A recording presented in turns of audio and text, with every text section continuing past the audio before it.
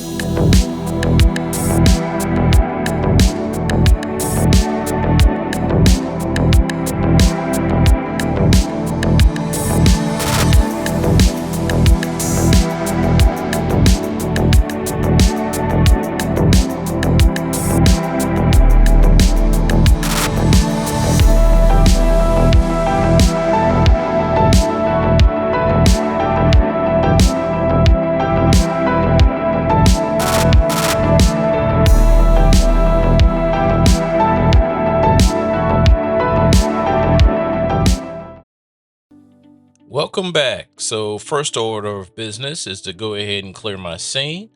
And what I want to do is I want to come in and bring in a cube mesh primitive. And the first thing I want to address is the dimensions. So what I did offline is I have a bottle of the CeraVe branded lotion. That's a physical container in my hand. And I took a pair of calipers and I have measured the dimensions. So I'm matching all of that up here. And I also applied the scale to make sure that everything is good. So now what I'm doing is I'm doing like basically block out modeling, where I'm basically making the basic overall shape. So when we apply sub D, it'll round everything off. So I'm beveling these corners. I'm going to deal with the topology. So I'm going to line all of my vertices up. You guys have seen me do this in a ton of videos thus far. Literally the same process. I want to do the front and the back.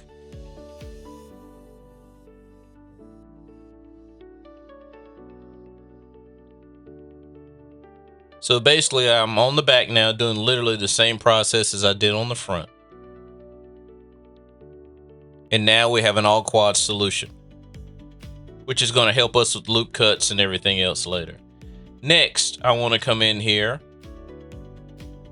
and I want to add some more loop cuts, because the purpose is I want to bow the front and the back of this shape out, because the bottle is bowed out in the front and the back like that. And the way to get this to where it's like a gradual fall off of the shape movement is use proportional editing, which is if you hit O on the keyboard or the little button up there at the top of the interface like you see that I did, it does that. So now you see I have a nice rounded bow shape on the front and the back of that bottle.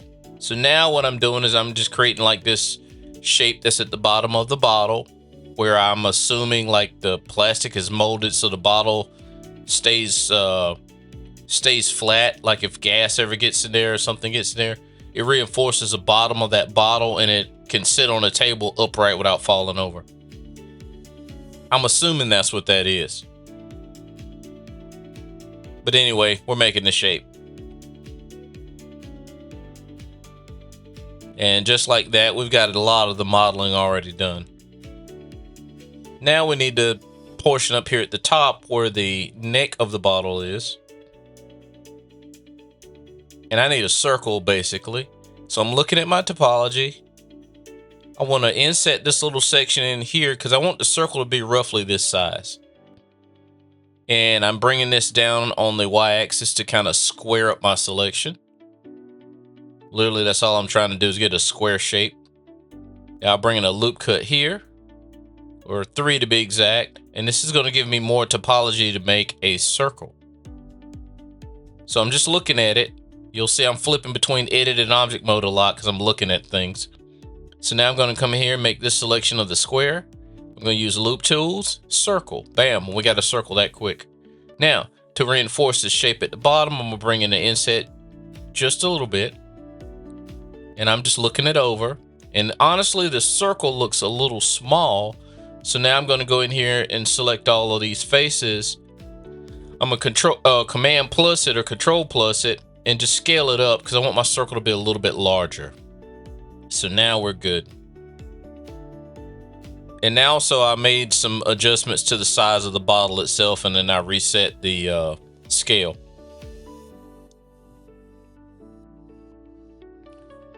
Now what I want to do is I want to extrude this up because I just want to make the neck of this bottle. Notice I'm not making the entire plunger. That's going to be a separate object. But I want to come out from the bottle's container shape, or that body, if you will. And I'm just going to bring it up just a little bit.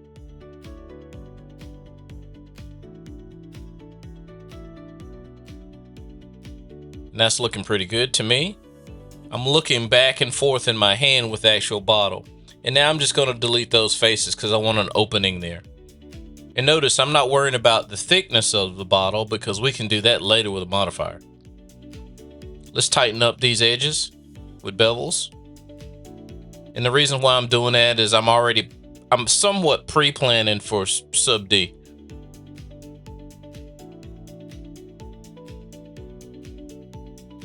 Because when I put sub D on this shape, I don't want that to fall apart and turn into a blob look.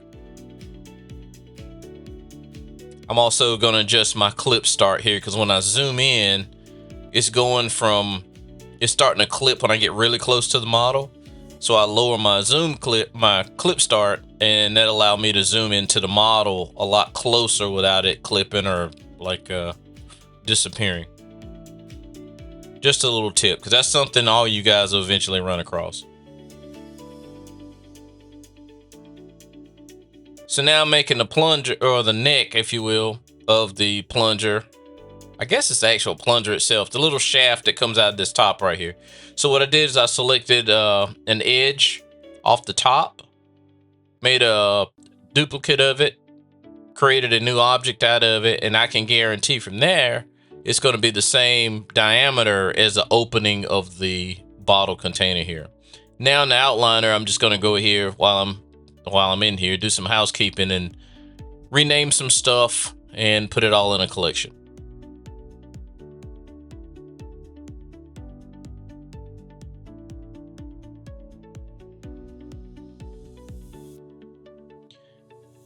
This selection here, I was mistaken. This is the little blue, I don't know what you call it. I called it a cap.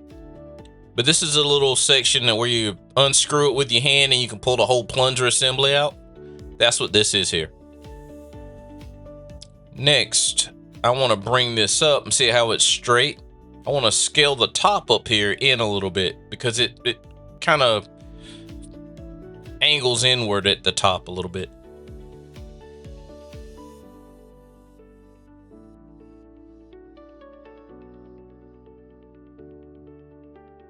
About that angle there.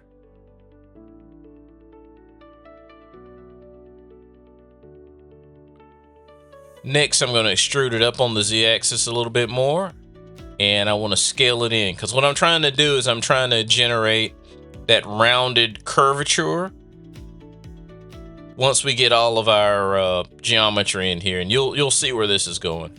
And once I get it to the top, I'll extrude and scale inward, and then I'm just going to grid fill it off, just so we keep an all quads geometry.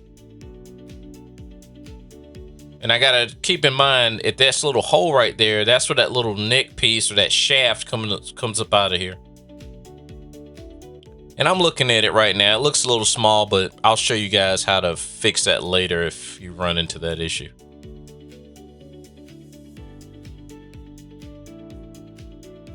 So far that looks pretty good, other than that hole looks a little small. All right, go back in edit mode. Let's select all these faces. And then I'm going to make some selections here.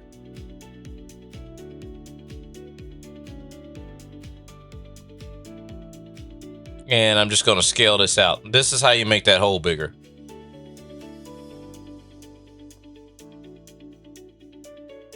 That looks a lot better.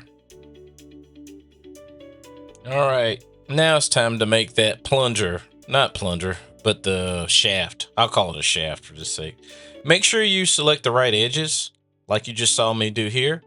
I'm gonna make a duplicate and then a selection out of the duplicate, which makes a new model or a new shape. I'm going to outline. I'm gonna go ahead and name it so I can keep up with this stuff. Then we're gonna go back to edit mode, select everything. And then from here, I can extrude it. So go to front view, go to X-ray mode so I can see through the mesh. And then I'm going to bring it down. I don't need to bring it down a lot, but this is clearly larger than the physical one. So I'll take a quick measurement and then I'm going to go in and adjust the size of it. And if you notice how it shot downward, look at where my origin for this shape is. It's down below the shape itself. So I'll address that too here in a minute. And now you see the origin is in the center where it should have been.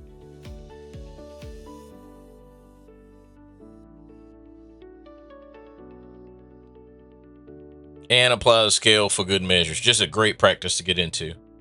And in this case, I'm gonna go ahead and apply the location too, so everything's reset at 0.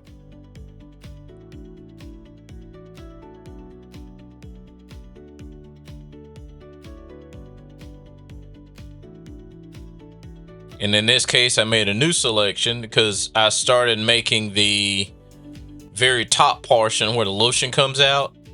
But as you see here in a second, I get a crash in my recording software, so I have to make it separately.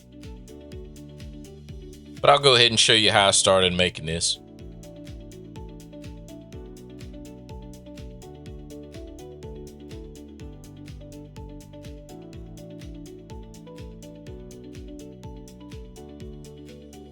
All right, so like I said, OBS crashed. So I wasn't recording it when I made it. So let me show you roughly how I made it. This won't be perfect. This is quick and dirty, but I just wanted to show you the process. And I did a lot of finessing with it too after the fact. But I'm just going to show you the blunt version to show you kind of how I got there. So I brought in a circle. I don't know why it's not extruding up. We extrude it up.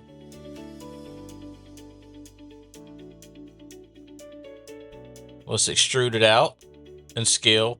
So extrude and scale. I'm bringing it up on Z. Then I'm going to taper it in at the top.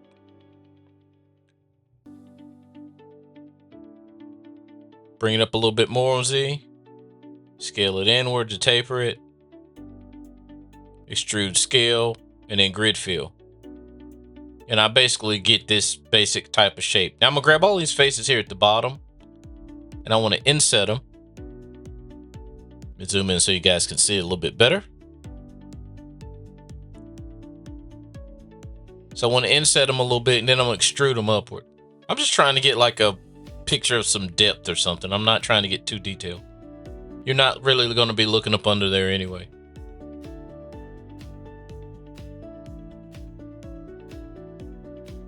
Grab those edges, give them a tight little bevel. Like I said, I'm just planning for sub D. I want to get in here and do the same thing.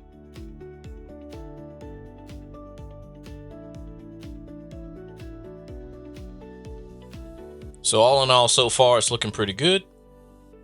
I'm going to show you how I get the little part that extrudes out or sticks out. So I'm going to go to top view so I can track what I'm doing. So I just extrude it straight out on that axis there.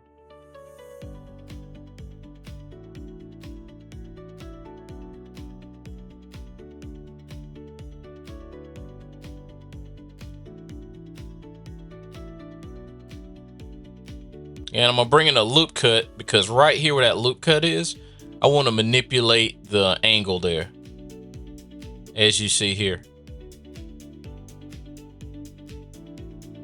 I'm just eyeballing it. Now, if you come here to the front, I'll grab these two edges here, and I want to bring them back on that x-axis. Something similar to that. Now I'm bringing another loop cut, and I'm going to use that loop cut to help taper down the shape, as you'll see here in a second. So I'll grab these two edges here near the back, and I'm going to scale them out on that y-axis.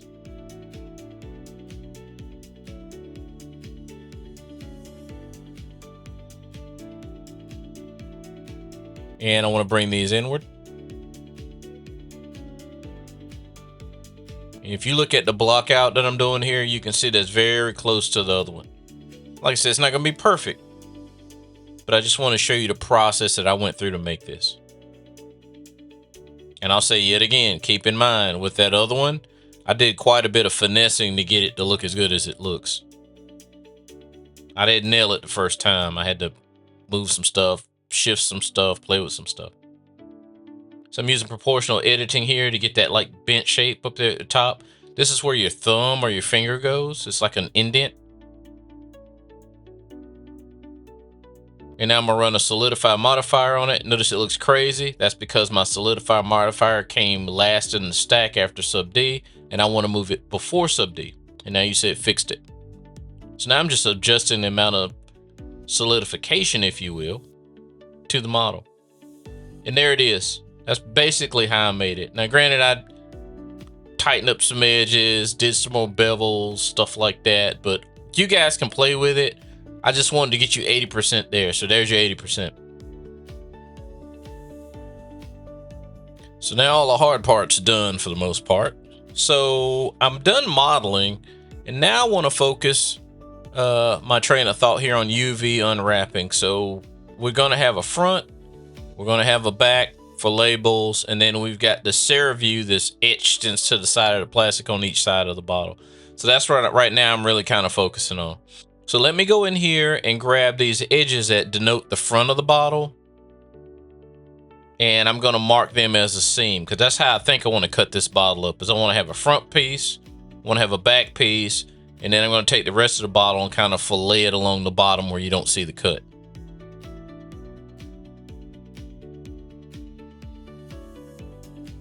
So I'm just selecting these edges here along the back. Just being real careful with what I select.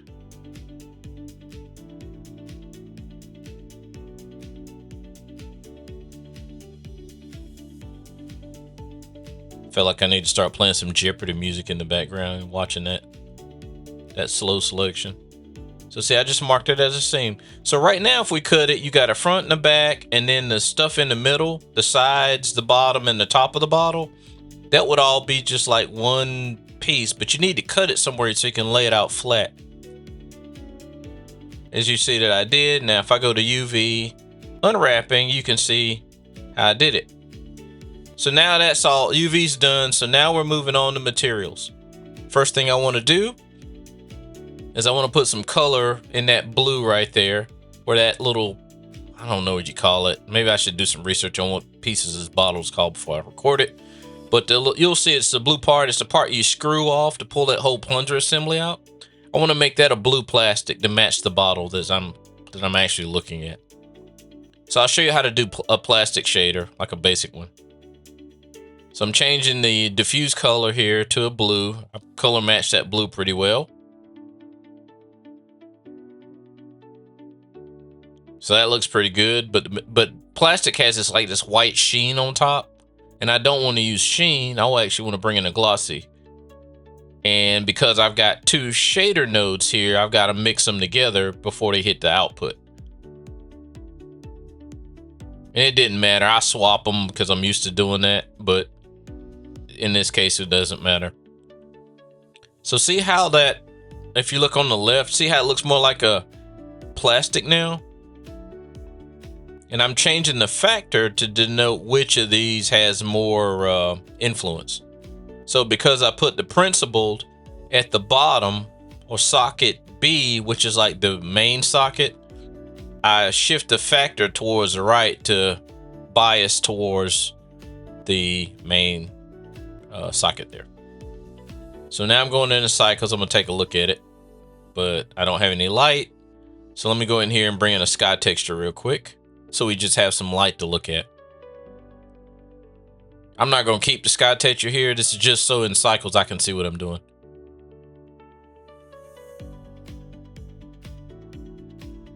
And to be honest with you, putting a sky texture in here probably wasn't the best move. I should have just done an HDRI.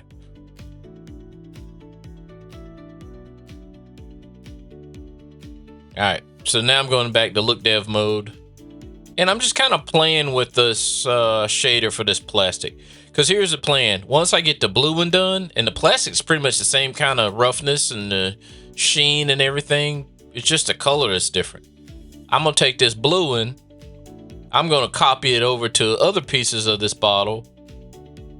Then watch this. I'm going to hit the number 2. That makes it a new material, but it kept all the settings in there.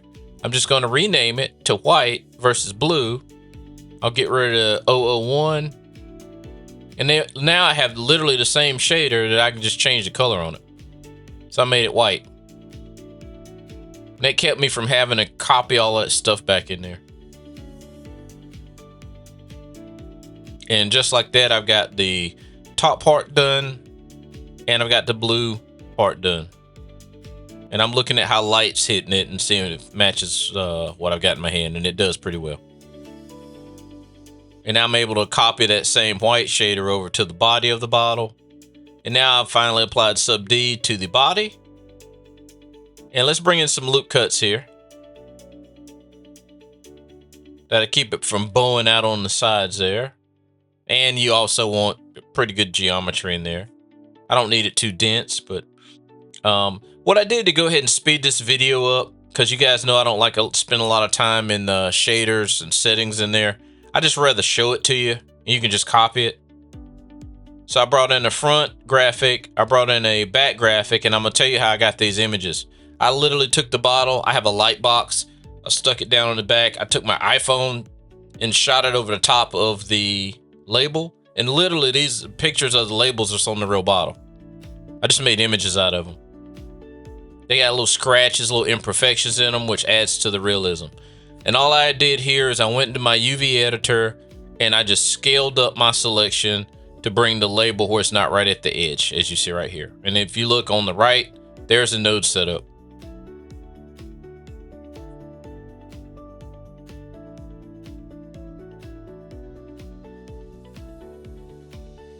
Now, to do the displacement, I just rather show you guys the node setup without burning 10 more minutes going through it. The CeraVe, I went into Illustrator, found the same font, just did the text, and then blurred it. I did a black background. Actually, I did a transparent background, white text, blurred it, and then brought it in using that node. So now let's go ahead and render it. Now I'm rendering in Eevee, that you guys see here. But I'll do a render in cycles too, so you can see the detail on the side there with the displacement. And here you go. There's the final product in cycles. So now you can see the CeraVe on the side a whole lot better. If you like this content, please do me a big favor by liking, subscribing, and clicking that notification bell so you can see when I post new content. Give yourselves a big hand. You finished another one. Good job. I'll see you on the next one. Later.